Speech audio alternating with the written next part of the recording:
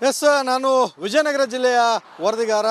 ವಿಜಯನಗರ ಜಿಲ್ಲೆಯ ಏನು ರಾಷ್ಟ್ರೀಯ ಹೆದ್ದಾರಿ 50 ಇದೆ, ಒಂದಲ್ಲ ಎರಡಲ್ಲ ಬರೋಬ್ಬರಿ 90ರಿಂದ 120 ಕಿಲೋಮೀಟರ್ ದೂರದಲ್ಲಿರ್ತಕ್ಕಂತಹ ರಾಷ್ಟ್ರೀಯ ಹೆದ್ದಾರಿಯಲ್ಲಿ ಇವತ್ತು ವಾಹನಗಳು ಅತಿ ಹೆಚ್ಚು ವೇಗವಾಗಿ ಬರ್ತಕ್ಕಂತಹ ವಾಹನಗಳನ್ನು ಇವತ್ತು ಇಂತಹ ಕ್ರಾಸಿಂಗ್ಗಳಲ್ಲಿ ಏನಿದ್ದಾವೆ ಈ ಕ್ರಾಸಿಂಗ್ಗಳಲ್ಲಿ ಇವತ್ತು ವಾಹನಗಳನ್ನು ಸ್ಪೀಡನ್ನು ಕಂಟ್ರೋಲ್ ಮಾಡಲಿಕ್ಕೆ ಬೇಕಾಗಿರ್ತಕ್ಕಂತಹ ಏನು ಈ ಸ್ಪೀಡ್ ಕಂಟ್ರೋಲ್ಗಳನ್ನು ಹಾಕದೇ ಇರತಕ್ಕಂಥದ್ದು ಇಲ್ಲಿ ಅಪಘಾತಕ್ಕೆ ಕಾರಣ ಆಗಿರ್ತಕ್ಕಂಥದ್ದು. ನಾನಿರ್ತಕ್ಕಂಥದ್ದು ವಿಜಯನಗರ ಜಿಲ್ಲೆಯ ಕೂಡ್ಲಿಗೆಯ ಹೊರವಲಯದಲ್ಲಿರ್ತಕ್ಕಂತಹ ಮೊರಬಾ ಮತ್ತು ಅಮ್ಮನಕೆರೆ ಕ್ರಾಸ್ನ ಬಳಿ ಇರ್ತಕ್ಕಂಥದ್ದು.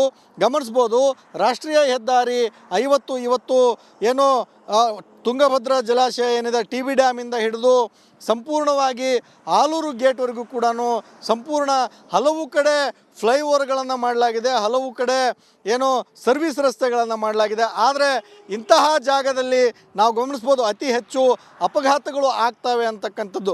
ಈ ಒಂದು ಅಪಘಾತಗಳನ್ನು ತಡಿಲಿಕ್ಕೆ ಏನಾದರೂ ರಾಷ್ಟ್ರೀಯ ಹೆದ್ದಾರಿ ಪ್ರಾಧಿಕಾರ ಮುಂಜಾಗ್ರತಾ ಕ್ರಮಗಳನ್ನು ತಗೋಬೇಕಾಗಿತ್ತು, ಆದರೆ ತಗೊಂಡಿಲ್ಲ ಅಂತಕ್ಕಂಥದ್ದನ್ನು.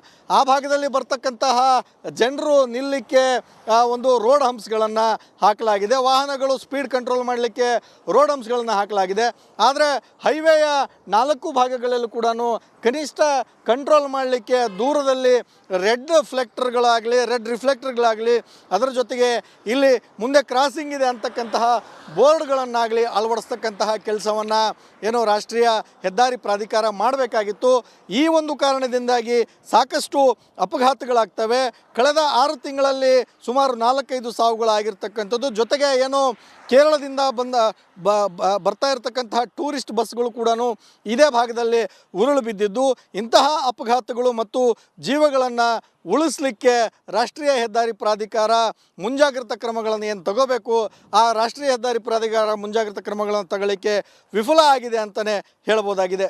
ಇದಿಷ್ಟು ಇಲ್ಲಿನ ಸುದ್ದಿ. ಮುಂದಿನ ಸುದ್ದಿಯನ್ನು ನನ್ನ ಕೊಲಿಗೆ ಕೊಡ್ತಾರೆ. Over to you.